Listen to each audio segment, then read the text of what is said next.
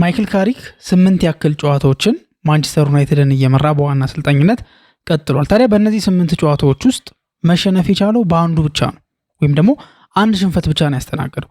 ታዲያ አንድ ሽንፈት ብቻ ማስተናገድ ማለት ወይም ደግሞ ከ8 ጨዋታ አንድ ሽንፈትና አንድ አቻ ብቻ በማስተናገድ የተቀሩትን ጨዋታዎች ማሸነፍ ማለት ቀላል የሚባል ነገር አይደለም። በጣም አሪፍ ነገር ነው። ትልቅ ስራ እየሰራ እንደሆነም ደግሞ ማሳያ ሆኖ መቅረብ ይችላል። ግን ደግሞ አሁን ላይ ግን በተለይ ደግሞ ካለፉት ጨዋታዎች በኋላ ስፔሻሊ ደግሞ የመጀመሪያ ሽንፈቱን ባስተናገደበት የኒውካስሉ ጨዋታ ላይና ከዛ በፊት በነበረው አንድ ጨዋታ ላይ እየተነሳ የሚገኝ የማይክል ካሪክ ትልቅ ችግር ነበር። ማለትም ሊያስተካክለው የሚገባ በቃ ፊክስ ሊያደርግ የሚገባ ታክቲካል ስህተት ወይ ደግሞ ታክቲካል ችግር በግልጽ እየተመለከትን ነበረ ወይንም ደግሞ አይተን ነበር ማለት ይቻላል። ታዲያ ያ ታክቲካል ችግር ምንድን ነው? እንዴትስ መፈታት ይችላል? ምን አይነት ችግሮችንስ ነው የሚያመጣው? ከምን አንጻር ይሄ ነገር ይታያል የሚለውን ነገር ለማየት እንሞክራለን። በአጠቃላይ የማይክል ካሪክ ታክቲካል ጉዳዮች ላይ ለመቆየት እንሞክራለን። ምን ነገሮችን ማስተካከል መቻል አለበት? እስካሁን ድረስ ጥሩ የሰራቸው ስራዎች ናቸው የሚበዙት። ታክቲካሊም አሪፍ የሚባል ፐርፎርማንስ ነው እያሳየ የሚገኘው። ግን ደግሞ ማስተካከል ያለበት ነገር ግን በዛው መጠን አለና እዛ ጉዳይ ላይ ለማውራት እንሞክራለን። ከዛ ውጭ ደግሞ ዲያጎ ሊዮን በማይክል ካሪክ የተነገረው ሌላ አንድ ትልቅ ነገር አለ ወይ ደግሞ እንዳለ ተሰምቷል። ምክንያቱም ዲያጎ ሊዮን እንደሚታወቀው ከፓራጓይ ነው የመጣው። እንደመጣ ወደ ማንቸስተር ዩናይትድ ለዋናው ቡድን ነበር ፈርሞ የነበረው። እንዲሁም ለወጣት ቡድኑ አልነበረም እንዲሁም እኮ የፈረመውና ለዋናው ቡድን ፈርሞ ለዋናው ቡድን ጨዋታ ማድረግ አልቻለም ነበር። 4 ጊዜ በሩበን አሞሪም ዘመን ቤንች መሆን ችሎ ነበር ወይ ደግሞ ቤንች ላይ ተቀምጦ ነበር። ከዛ ውጭ ግን እድል እየተሰጠው አይደለም የሚገኘው ወይ ደግሞ ቻንስ እያገኘ አይደለም የሚገኘውና ስለሱ ጉዳይ ማይክል ካሪክ ምን አለው? ሲቀጥል ደግሞ ለምንስ ነው እድል እየተሰጠው ያልሆነው የሚለውን ነገር ራሱ የተናገረውም ንግግር አለና ከዛ ጋር አያይዤ ለማንሳት እንሞክራለን። ከናንተ የሚጠበቀው ታዲያ እስከ ፕሮግራሙ መጨረሻ ድረስ አብራችሁን መቆየት ነው። ለዛም ደግሞ ተጋብዛችኋል። ማይክል ካሪክ ወደ ማንቸስተር ዩናይትድ ቤት ከመጣና የማንቸስተር ዩናይትድን ዋና አሰልጣኝነት ቦታ ከያዘ በኋላ ምንም እንኳን ለጊዜው ቢሆንም ወይ ደግሞ ኢንተሪም ኮች ቢሆንም ግን ከመጣ በኋላ ግን 8 ያክል ጨዋታዎችን አድርጎ ከ8ቱ ጨዋታ 6ቱን አሸንፎ በአንዱ አቻ በአንዱ ደግሞ የተሸነፈበት አጋጣሚ ነው ያለው። ሁሉንም አይነት ስኮሮች አሳይቷል። ግን ደግሞ እነዚህ 8 ጨዋታዎች በጠቅላላ ፕሪሚየር ሊግ ላይ የተደረጉ ናቸውና ቫልዩአቸውን ከፍ ያደርገዋል።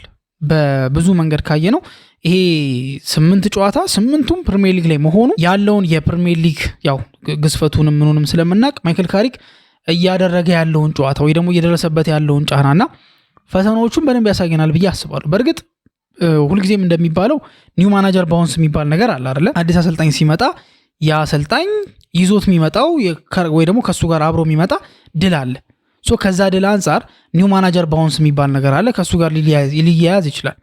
ግን ደግሞ እነዚህ 8 ያክል ጨዋታዎች በፕሪሚየር ሊግ ላይ መሆናቸው የፕሪሚየር ሊጉን ጠንካራ ጎን እንዳገኘና በአሰልጣኝነት ዘመኑ ከጠንካራ ተጋጣሚዎች ጋር እንደተፋለመ መረዳት እንችላለን አይደለ? ቀላል ተጋጣሚዎች አይደለም እስካሁን ድረስም እኮ የገጠመው። ከሲቲ ጋር ተጫውተዋል፣ ከአርሰናል ጋር ተጫውተዋል፣ ከቶተንሃም ጋር ተጫውተዋል፣ ከፓላስ ጋር ተጫውተዋል፣ ከዌስትሃም ጋር፣ ከኤቨርተን፣ ከፉላም፣ ከኒውካስል ከነዚህ ሁላ አደገኛ የሚባሉና ፕሪሚየር ሊጉ ላይ ከሚያስቸግሩ ቡድኖች መካከል የሚጠቀሱትን እነዚህን ቡድኖች ነው የገጠመው።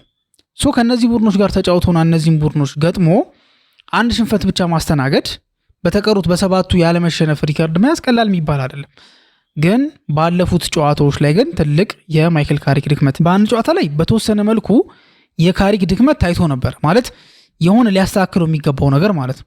ከዛ የባለፈው ደግሞ የኒውካስሉ ጨዋታ ላይ ደግሞ ያ ነገር ፍንትው ብሎ ታየና ኒውካስሎች ያንን የማይክል ካሪክን ችግር ለዛውም አንድ ተጫዋች ጎሎ ሁለተኛው አጋማሽ ላይ እኮ በ10 ተጫዋች ነበር የተጫወቱ የነበረው ሰው በዚህ ደረጃ ዶሚኔት እንዲያደርጉ ያደረጋቸው የሆነው ጨዋታ ላይ ያሳየው ድክመት ነበረ። ያንን ድክመት ተጠቅመው ነው ያን ነገር ያሳዩት። አክቹሊ ከዛ አንጻር ነው የሚታየውና ከታክቲካል አስፔክቱ ምንድነው የሚታየው የሚለውን ነገር ነው ምንመለከተው አይደለ? ካሪክ ከኦሌ ጉናር ሶልሻየር ጋር በዋና አሰልጣኝነት ቦታው ማለትም የማንቸስተር ዩናይትድ ጊዜያዊ አሰልጣኝነት ቦታ ላይ ሲፋለሙ እንደ አንድ መለያ ሆኖ ሲቀርብ የነበረው ያላቸው ታክቲካል ኢንተለጀንስ ወይ ደግሞ ያላቸው በቃ ታክቲካዊ መዋቅር፣ ታክቲክን የሚረዱበት መንገድ፣ የተጋጣሚን ታክቲክ ተረድተው ካውንተር ታክቲክ የሚጠቀሙበት መንገድና አስጨናቂ ስልት ይዘው የሚገቡበት መንገድ ነው ከኦሌ ጉናር ሶልሻየር ጋር የሚለያቸው ማለት ነው እንጂ ሁለቱም የማንቸስተር ዩናይትድ የቀድሞ ተጫዋች የነበሩ ናቸው።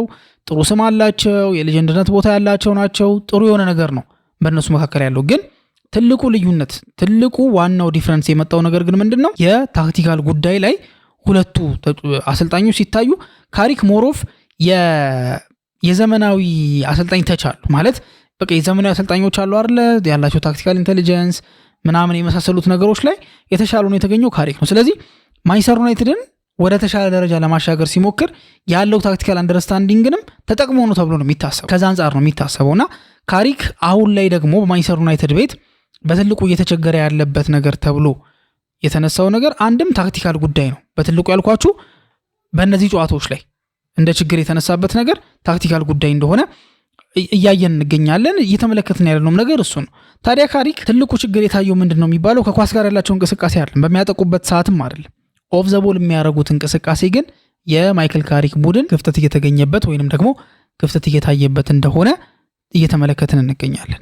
በተለይ ደግሞ አንዳንድ ጨዋታዎች ላይ ደግሞ ይሄ ክፍተት ፍንትው ብሎ ታይቶ ማንቸስተር ዩናይትድ የተሸነፈበት ዋነኛው ሪዝን ሆኖ የቀረበበትን አጋጣሚ ተመልክተናል።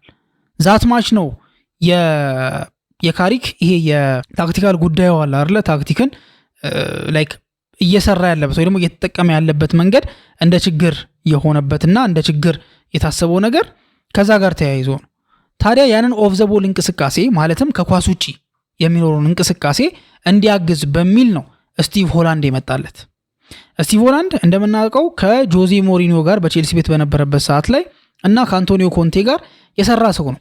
ጆዜ ሞሪኒዮ እና አንቶኒዮ ኮንቴ ማለት ደግሞ ኦፍ ዘ ቦል ቲማቸውን ሴታፕ የሚያደርጉበት መንገድ በጣም የሚያስደንቅና ዋን ኦፍ ከዓለም ምርጥ ከሚባሉ ኦፍ ዘ ቦል ሴታፖች መካከል በዋናነት የሚጠቀስ ነው። እነዚህ ሁለት አሰልጣኞች ጆዜ ሞሪኒዮ እና አንቶኒዮ ኮንቴ ማለት በጣም አስደናቂ የሆነ ኦፍ ዘ ቦል እንቅስቃሴ ነው ያላቸው። ኦፍ ዘ ቦል እንቅስቃሴ ማለት ከኳስ ውጪ ያላቸው ሁኔታ ማለት ነው። ያ ማለት ብዙ ጊዜ ከኳስ ውጪ እንቅስቃሴያቸው በጣም የሚደነቀውና የሚጠና ወይም ደግሞ ይለያል ምናምን የሚባሉት በተለይ ያው ሌሎቹም ናቸው፣ ግን በተለይ ደግሞ የሚከላከሉ ቲሞች ብዙ ጊዜ ከኳስ ውጪ ነው ጊዜያቸውን የሚያሳልፉት። ስለዚህ ኦፍ ዘ ቦል ሴታፓቸው አሪፍ የማይሆን ከሆነ ችግር ውስጥ ነው የሚገቡት። ታዲያ ስቲቭ ሆላንድ ወደ ካሪክ ጋር ሲመጣለት ካሪክ በሚድልስብሮ በነበረበትም ሰዓት ላይ በተወሰነ መልኩ እንደ ችግር የሚነሳበት ይሄ ኦፍ ዘ ቦል ወይም ደግሞ ከኳስ ውጪ ያለ እንቅስቃሴ ነው። ታዲያ ስቲቭ ሆላንድ ደግሞ ከነዚህ ሰዎች ጋር ስለሰራ እዛ ኤሪያ ላይ ብሪሊያንት ነው ተብሎ ነው የመጣው። በብዙም እያገዘው የሚገኘው ተብሎ የሚታሰበው በዛ ኤሪያ ላይ ነው። ታዲያ አሁን ላይ በተለይ ሁለት ጨዋታዎች ላይ ስፔሲፊካሊ ማይክል ካሪክ የኦፍ ዘ ቦል እንቅስቃሴ ማለትም የፕሬሲንግ ሂደታቸው ላይ ወይ ደግሞ ሴታፑ ላይ ትልቅ ችግር እየተነሳበት እንደሆነ ተመልክተናል።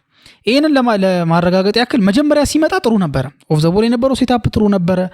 ያን ነገር የሚያረጋግጥልን ቁጥራዊ መረጃ ማለት ኦፍ ዘ ቦል የነበረው እንቅስቃሴ ጥሩ እንደሆነና በዛ ጨዋታ ላይ የተሻለ ነገር አድርጓል የሚያስብል ነገር እንዳደረገ ይነግረናል። አንዳንድ ቁጥራዊ መረጃዎችንም ስንመለከት ማለት ነው። ያው ጨዋታውን ማሸነፉም እንዳለው ለምሳሌ የመጀመሪያው ጨዋታ ከማንቸስተር ሲቲ ጋር በነበረው ጨዋታ ላይ ኤክስፔክትድ ጎል ያስመዘገበው 0.45 ብቻ ነበር። ይሄም እንግዲህ ሲቲ እንደሚታወቀው ከሊጉ መሪዎች መካከል አንዱ ነው። ታዲያ ከሊጉ መሪዎች መካከል አንዱ ሆኖ ከሱ ጋር እየተጫወተ 0.45 ኤክስፔክትድ ጎል ወይም ደግሞ ኤክስጂ ብቻ ማስመዝገብ ማለት ቀላል ነገር አይደለም፣ በጣም ትልቅ ነገር ነው። ያ ብቻ አይደለም፣ ከአርሰናል ጋር የነበረውም ጨዋታ 1.19 ኤክስፔክትድ ጎል ወይንም ደግሞ ኤክስጂን ያስመዘገበው። አርሰናል እንደሚታወቀው በሊጉ ዘቤስት አታክ ላይሆን ይችላል፣ ግን ዘቤስት ዲፌንስ ነው። ማለትም ደግሞ ጎል ያስቆጥርም ማለት አይደለም፣ ዲፌንሲቭሊ በጣም ስለሚነሳ ነው እንጂ በተለይ የሚመራ ከሆነ በተለይ ሊሸነፍ ከሆነ በተለይ አቻ ሊወጣ ከሆነ እንዴት አድርጎ የማጥቃት እንቅስቃሴውን እንደሚያፈጣጥን በቀላሉ መረዳት እንችላለን ብዬ አስባለሁ። ያ ቲም 1.19 ኤክስፔክትድ ጎል ብቻ ነው ያስመዘገበበት፣ ከሲቲ በላይ ነው። ግን አርሰናል ደግሞ ያለውን ኳሊቲ ማወቅ አለብን። ሲቀጥል ደግሞ ጨዋታው የተደረገው በአርሰናል ሜዳ መሆኑ መረሳት የለበትም። ከዛ በሳምንቱ ከቶተናም ጋር በነበረው ጨዋታ ደግሞ 0.49 ኤክስፔክትድ ጎል ወይም ደግሞ ኤክስጂ ነው ያስመዘገበው። ከክሪስታል ፓላስ ጋር 0.38 ኤክስጂ፣ ከዌስትሃም ጋር 1.11 ኤክስጂ፣ ከኤቨርተን ጋር 0.63 ኤክስጂ ያስመዝግቧል። ምንም እንኳን ኤቨርተን በዛ ጨዋታ ላይ 10 ኮርናዎችን ቢያገኙ ሴኔ ላመንስ ደግሞ የአየር ላይ ኳስን ማለትም ሴት ፒስን የመከላከል አቅሙን ተጠቅሞ ጸጥ ቢያደርጋቸውም ወይ ደግሞ ጀስት አለ አይደለ ያንን 10 ኮርና በአግባቡ እንዲጠቀሙት ባያደርጋቸውም እንዲብየረበሻቸው በተለያየ መንገድ ለማስቆም ቢሞክርም አግኝተው ነበር። ግን ኤክስፔክትድ ጎል ግን ከተመለከተን 0.63 ብቻ ነው። ታዲያ ይሄ ጥሩ ነው እኮ ኦፍ ዘ ቦል ያለው እንቅስቃሴ የሚያሳየው ውጤቶቹ ጥሩ ናቸው። ታዲያ ምኑ ጋር ነው ችግሩ ካላችሁኝ በእነዚህ ጨዋታዎች ላይ እንዳልኳችሁ ጥሩ ነበር። ክፍተቱ ግን የታየው በትልቁ ክፍተቱ የታየው ያው የአሰልጣኝን ብሪሊየንስ እንዳለ ሆኖ የተጋጣሚው ማለት ነው የቡድኑም ደግሞ ከባድነት እንዳለ ሆኖ በፉላሙና በኒውካስሉ ጨዋታ ላይ አሁን የተጠቀምኩትን ኤክስፔክትድ ጎል ቁጥራዊ መረጃ ይሄኛውም ልክ ኦፍ ዘ ቦል የነበረው እንቅስቃሴ ጥሩ አልነበረም ለሚለውም ለመጠቀም ልሞክር። ከፉላም ጋር በነበረው ጨዋታ ፉላሞች ያስመዘገቡት ኤክስፔክትድ ጎል በሚገርማችሁ ሁኔታ 1.94 ኤክስፔክትድ ጎል ነው። 1.94 ኤክስፔክትድ ጎል ራሱን ችሎ ብዙ ነው አይደል? ቅድም ካልኳችሁ አንጻር ከሲቲ ጋር 0.45 ስለነበረ ማለት ነው።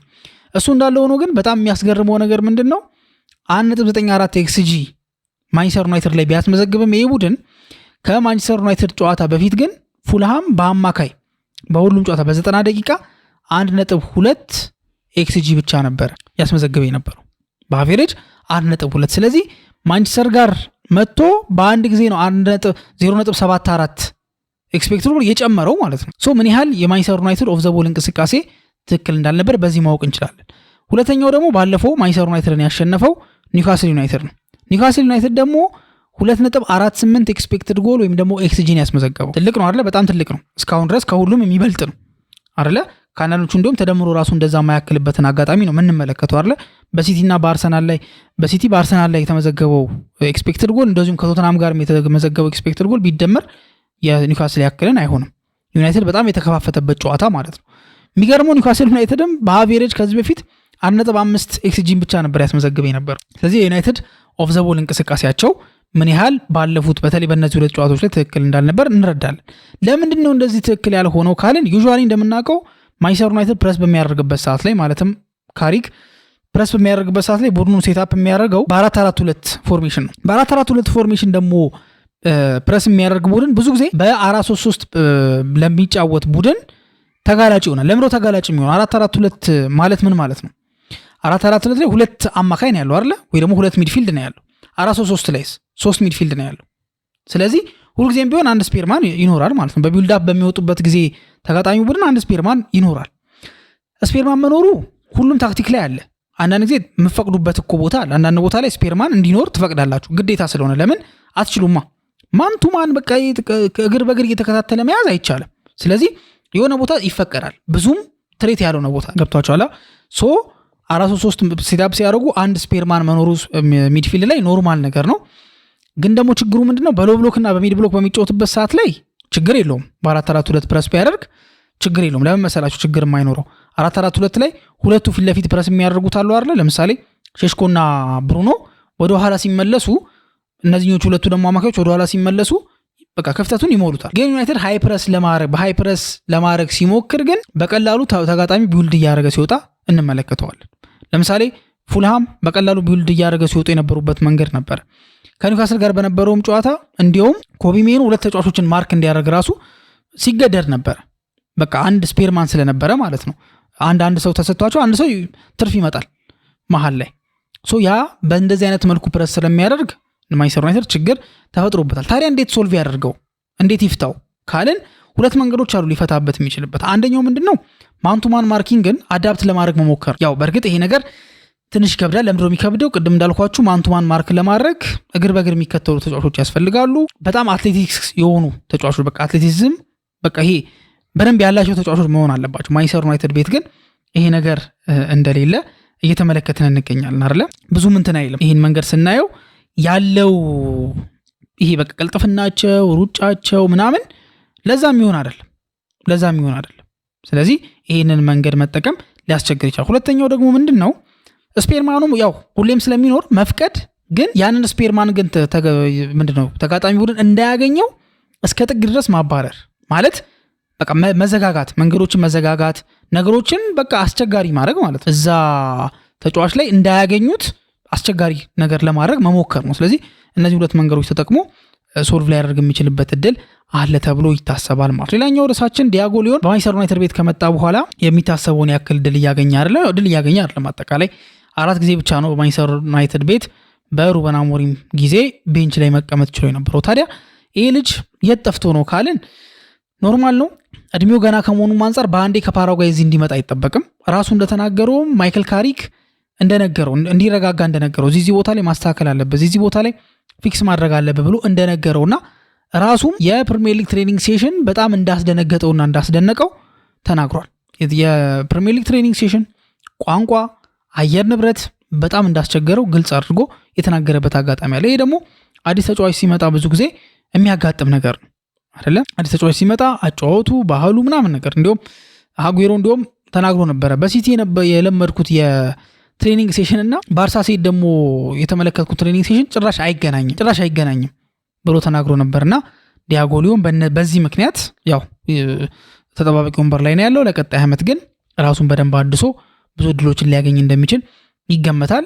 ማይክል ካሪክም ለዲያጎ ሊዮን እንዲረጋጋና ጊዜው እንዲጠብቅ የነገረበት አጋጣሚ ተመልክተናል። የእናንተስ ሀሳብ ደግሞ ምንድን ነው? ስለ ካሪክ የታክቲክ ጉዳይ ያላችሁ ሀሳብ ምንድን ነው የሚለውና የዲያጎ ሊዮንም ጉዳይ በኮሜንት ሴክሽን ላይ ታስቀምጡልን እንጠይቃችኋለን። እስካሁን ድረስ አብራችሁን ስለቆያችሁ እናመሰግናለን። በቀጣይ ፕሮግራም እስከምንገናኝ መልካም ጊዜ ይሁንላችሁ።